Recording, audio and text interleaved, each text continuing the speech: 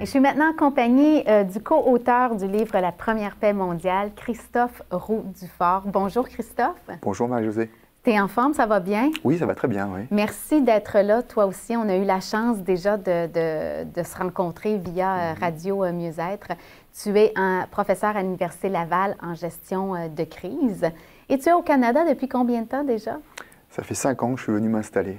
5 ans. Oui. Et tu portes avec toi, en fait, les enseignements de Bernard Monteau. Et tu t'occupes aussi de l'ARTAS au Canada, je crois. Oui, c'est moi qui ai créé et qui développe ARTAS au Canada, donc l'enseignement de Bernard Monteau. J'essaie de le diffuser depuis 5 ans, effectivement. Et tu as créé des groupes d'assises immobiles ici au Québec. Est-ce que tu peux nous en parler de l'assise immobile, qui est une pratique spirituelle?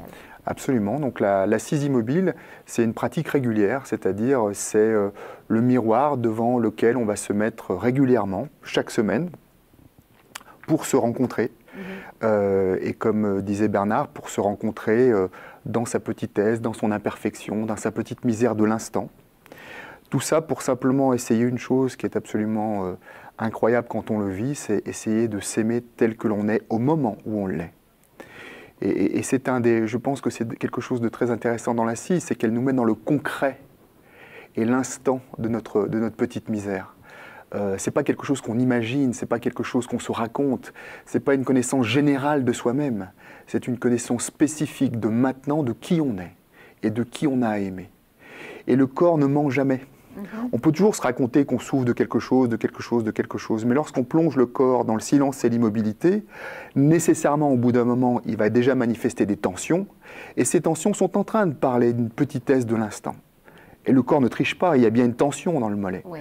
Alors à cet instant, on apprend, avec des outils évidemment, à se rencontrer, à faire parler le corps, mais à ce que le corps parle de nous en vérité dans l'instant, pour après apprendre à étreindre cette petite misère rencontrée dans l'instant.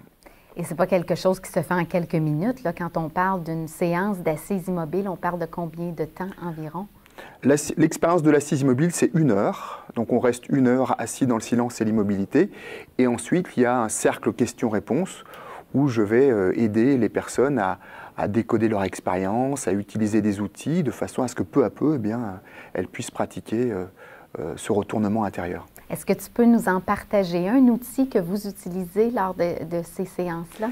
Alors, il y en a un qui est très simple, c'est le début, j'allais dire, c'est le b.a.-ba de la pratique, c'est d'essayer de sentir à quel point, quand on a mal quelque part dans le corps, ça parle d'une douleur intérieure.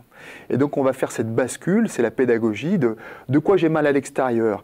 Je sens une tension dans le dos, je sens que je suis tendu dans le dos, et on va essayer de sentir, d'une certaine façon, à quelle tension intérieure de nos êtres c'est en train de refléter.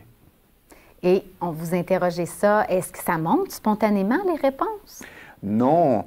On sait toujours de quoi on a mal à l'extérieur. C'est assez simple de dire j'ai mal dans le dos, c'est assez simple de dire il y a du bruit, ça m'énerve. Parce que des fois dans les salles d'assises, il peut y avoir du bruit, ça aussi c'est intéressant. Oui. Là où c'est moins simple, et c'est tout le but de l'assise, c'est d'ouvrir nos yeux sur nous. D'ouvrir nos organes d'essence. Et donc, ça prend un peu de temps quand même déjà de sentir à quel point, quand j'ai mal dans le dos, finalement, c'est moi qui ai mal à l'intérieur, de quelque chose de très précis. Et on s'aperçoit de quelque chose de très intéressant, c'est qu'on passe nos journées à dire qu'on est énervé, on est stressé, on a mal, mais en fait, on ne sait jamais de quoi. Et ça, c'est tout à fait raison. On ne sait jamais de quoi. Et la réponse qui est de dire « ouais, mais je sais, je me connais, d'habitude, ça m'énerve », c'est pas ça qu'on cherche, mais tu as mal de quoi là maintenant, parce que c'est celui-là qu'il va falloir que tu aimes et que tu dépasses. Donc, on ne s'assoit pas avec une intention de traiter un problème particulier. On écoute, c'est vraiment ça, on écoute ce qui vient. On va se laisser surprendre par le corps de ce soir. Comme disait Bernard, on va se laisser surprendre par le petit con de ce soir. Et c'est une surprise, c'est une délicieuse surprise d'ailleurs. Au fur et à mesure, on apprend à ne plus redouter ça.